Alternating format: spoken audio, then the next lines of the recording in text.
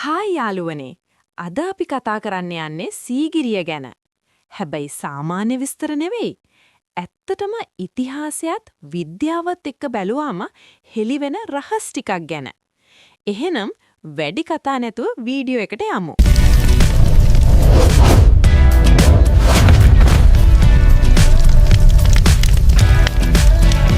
සීගිරිය.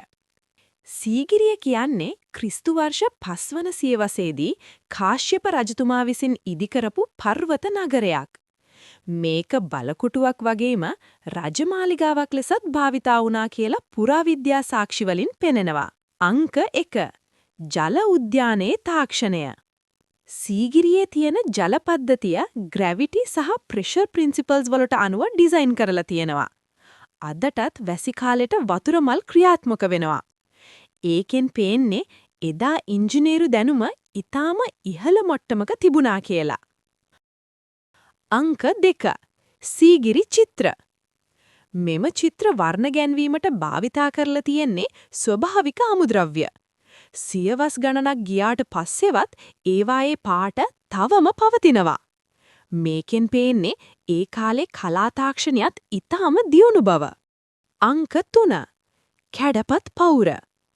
මෙය දෙහි, මීපැණි සහ එග් වයිට් වගේ ද්‍රව්‍ය මික්ස් කරලා පොලිෂ් කරපු බිත්තියක් කියලා විද්‍යාඥයෝ විශ්වාස කරනවා.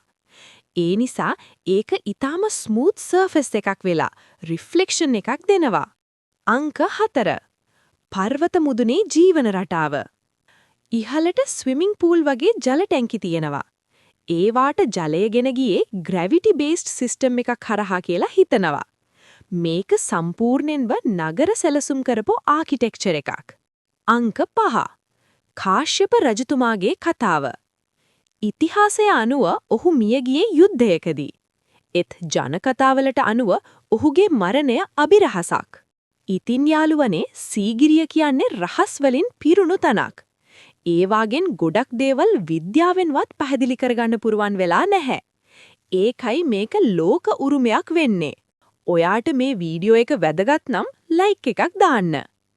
තවත් මෙවැනි වීඩියෝස් බලන්න සබ්ස්ක්‍රයිබ් කරන්න. එහෙනම් යාළුවනේ අපි නැවත හමු වෙමු.